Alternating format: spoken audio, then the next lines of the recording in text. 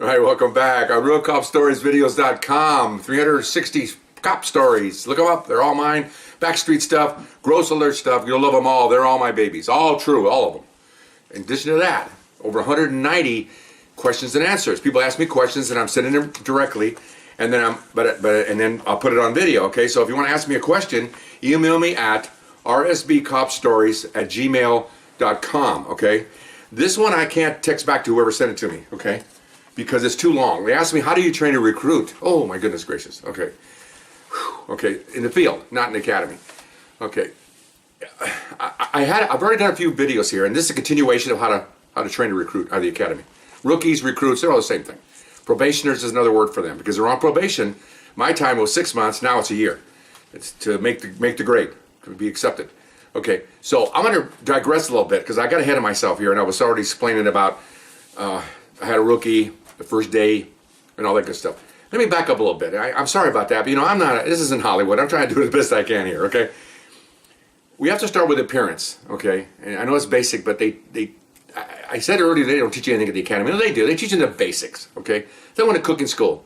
Here's a skillet, here's a spatula, this is how you crack an egg, and then off we go, okay? It's basic. That's the basics, okay? Uniform. Thank goodness, rules of law, search and seizure, that's stressed pretty heavily, obviously, because that's what they're going to be doing their whole career. And appearance, okay? And the reason why I say is because the recruit I had, he was pretty good squared away out of the academy, but there's some things what happens as he gets out there that changes, okay? Nowadays, maybe not, because nowadays everybody's so concerned about unfriendly work environment, hostile, all that good stuff, but in those days, there was a pecking order. Senior guys in the back of the roll call room, less senior guys in the middle of the roll call room and seating, and the rookies in front. I don't know if they still do that now. I don't know, it's because the guys at Newmore felt they earned the right to be in the back, which is like a salty place to be. Sit back and tell jokes and all that good stuff. And the lesser guys that weren't as vocal and hadn't been around that long were obviously intimidated by the senior guys. And you've been in a workplace where the people that you go into a work site and you really know who the guys that have been there a while know more than you do. Not because they're smarter, because they've been there the longest. In our line of work, it's just because they've been there the longest. Because everybody comes in with high school, some guys have a couple years of college, but we're pretty much all just regular guys. And so what separates everybody is knowledge. Okay, and this particular job, instead of working in an office or making widgets, this job, knowledge is wealth. Knowledge is safety. Okay. You just can't come in here and start walking around like you're some kind of salty guy that I know everything and you don't know anything. And that's what guys get killed. They make unsafe maneuvers when they stop a car. They let suspects walk behind them when they're walking. Basic things that I'll cover later. But so back on track here. So recruit's there. I'm watching him. He's there, and I'm looking at his appearance. It's very important. And I'll give you a contrast here. But I'll start with mine. Came there looked like a recruit academy poster. Okay. Squared away, haircut, no mustache, no sideburns, below his middle of his ear, spit shine dress shoes, uniforms impeccable, boom. Okay, but what happens is, with lax training officers and supervisors above them, allow these guys only after about 2 or 3 months to start looking like the senior guys, and I'll tell you what they look like, and it's not accepted in the ranks. They'll do it, but then they get. Partners will rag on them. Other officers will make jokes about them, and then you wind up having shouting matches in locker rooms. I've seen that, and almost fisticuffs over one guy telling me how to dress and one guy telling me I need a haircut and all that stuff. Okay, this is what happens in there. This is backstory stuff you won't see on television. Okay. By contrast, after I lost, I'm going kind of funny here, but I have to. It doesn't all happen at once. Okay. I had this recruit for 3 months, the one I'm telling you about. And I'll continue with him, but I'll go off a little bit here. I might go off here a lot, but I picked up a guy with 3 months on from the academy. Okay, I covered one of my stories. Let me cover briefly. He was the opposite of a poster boy out of the academy. Okay, long sideburns. Look at Elvis Presley. They were like, they didn't straight come down. They were kind of like bowed a little bit. Almost like mutton chops. Whew. Over the mouth. Not supposed to do that. Long hair over the ears. Combat boots. Okay, I'll go back to that stuff in a minute. Long sleeve shirts, and he'd roll up the sleeves. In roll call. We wore black ties, clip-ons. He'd have it open on the side, Really? Sitting towards the back of the room. You got guys back here like myself and other ones, 6, 7, 8 years in the job. hundreds, if not thousands of police operational things we did, hundreds of tickets, hundreds of felony stops and bank robberies.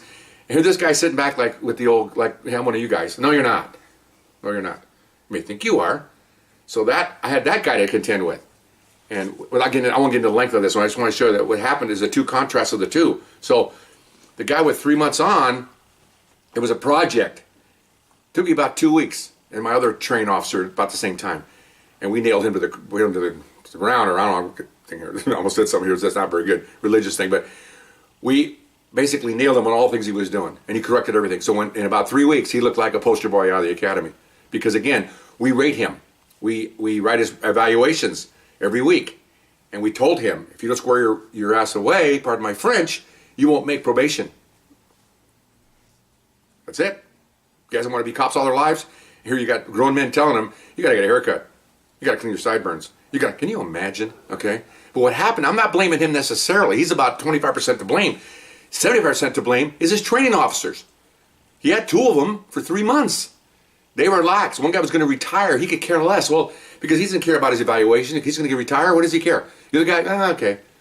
Well, then I also blame his supervisor, because he should be on the training officers to make sure this, because you're molding a person here to be a regular police officer, to get a salary and a pension and serve you guys. And if you're going to start serving you like some kind of salty know-it-all, swaggering guy walking around like, no. In my videos, I always talk about how I had a lot of head hair, flat stomach. But I was aggressively professional and wanted to put people in jail and save lives and do all that stuff. That's what you pay me to do. That's what they pay us to do. But walk around salty and, I don't do that. I don't do that? You're paying us a good salary. This is ridiculous. So I had to fix that. I don't get it. I already did. You can look at one of my videos. It's back a little ways. You can see that. So I fixed it. So now back to my recruit. Okay. So you can see a couple of weeks have gone by. He comes to work one day, and I noticed that he was off for a few days, and I noticed he's growing sideburns and a mustache.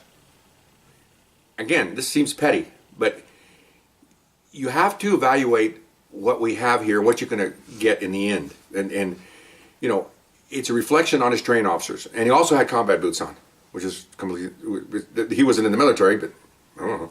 So, my partner was off, he was off, I came back, and his recruit comes in that day. I'm looking at him, and he's already 3 months, almost 3 months, he's moving back in the roll call room. He's the rookiest guy in the division of 285 officers. There's nobody else in there, okay? Okay, in other words, you got the captain, who's usually got the most time on the job, or some detectives, 30 years on, 25 years on. And then you have, guys with 18 years on, a lot of sergeants, and they drop down to about a 12-year run of supervisors. And then you have trained officers, anywhere between about 6 to 9 to 10 years. Then you have the officers that before they're trained officers have, 2.5 to 5.5 years. All this pecking order going on here. Here's this guy sitting in the back room like he owns the place. And I'm like, so finished roll call, and he was driving now. I had him driving him back. I'm bouncing around here, but it's kind of hard to put all this in one, because it doesn't happen in a straight line. I let him drive after about a month and a half in. But I decided whether he was going to drive or not. We finished roll call, and I'd say, okay, so I'd say, I'm going to go back to this too, okay? His first time driving, it's pretty funny. But anyway, so then we get out roll call and walking down. He goes, oh, you mind if I drive? So I said, oh, okay. So I slowed down my walking so that other guys passed me in the hallway, and now I'm last in line with him. And I go, did I lose something here? You're off for I haven't seen you in 4 days, 5 days. What? Are you the same guy that came here a week ago? What? First of all, you'll drive when I tell you to. And all of a sudden he went, uh-oh. He figured, uh-oh, I pushed the wrong button, man. He goes, and before we hit the street, I want you to go upstairs and shave off that mustache. What? And the sideburns. And he looks down. My shoes? Your shoes. Who do you think you are? He goes, no, okay, off he went. Because he knows he's trying to, it's like the guy that I told you about, that the 3-month guy. I'm not saying he's doing anything bad. It's just he's trying to slip and slide and become one of us. That's fine. You want to relate to the group you're in. You have 40 officers at roll call, sergeants. You want to be part of the group, but you have to kind of earn it, okay? I was in the Marine Corps. Same thing. You just to go out there and say, look at me, I'm Rambo. You have to earn the knowledge. You have to get the knowledge and earn the respect. You don't get respect by buying it or forcing yourself on anybody. No. It doesn't work. Not in this profession. I don't know about any other professions you go out, but not this one. This is, even with women, this is highly the top level of testosterone and estrogen levels here. Big time. Big time. It's not macho. It's just that there's a lot of fluids flowing here, and and people get offended when they see guys that need less knowledge than them, less time on the job, acting like they know a lot. And it's terrible. It's almost soap opera-ish. It really is. It really is. But that's the way it is. I don't know if it is nowadays. Maybe not because of the hostile work environment. But I don't think so. Because that really hostile work environment is more like peer pressure environment. Where you have to know where you stand. I'm sorry. It's the way it is. So we get in the car, and I tell him, that's what I told you. I said, you drive when I tell you to, buddy. I said, driving is a privilege, and you'll get it when I think you should have it. You've already been driving before, and that's good. You're doing well, but I have to evaluate you, and you're not ready to be telling people you want to drive. Well, I didn't mean it that way. So he's already on the defensive because he knows that myself and my other partner are going to evaluate him. And one of these in there, all these boxes we have to check. It's like, I don't know how to describe it. It's a one word, like attitude, motivate, all these one words with boxes. It's plus or minus. And then if you put minus or a line through it, which is not exceptional, not a plus, there's a line behind it to explain why.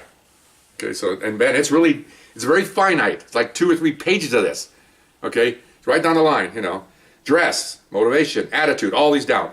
Plus, line, which means neutral, or is minus. And they don't want no minuses when they're going through this. They definitely don't want any lines either.